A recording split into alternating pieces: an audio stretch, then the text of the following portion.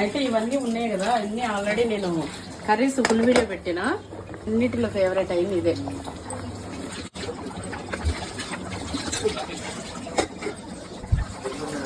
తలకాయ కూర తింటా వాళ్ళకి నాన్న.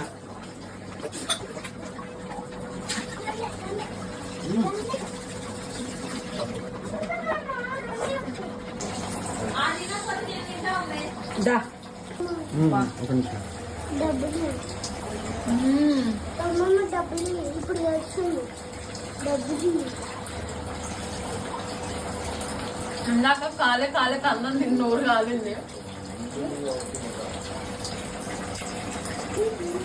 రోజంతా తింటూనే ఉండి, అయినా సన్నగా ఉండి, అందంగా ఉండి, తింటున్నా కూడా బోల్డ్ అని అంటే తింటూనే బతకచ్చు అని అంటే ఎంత బాగుంటుందో.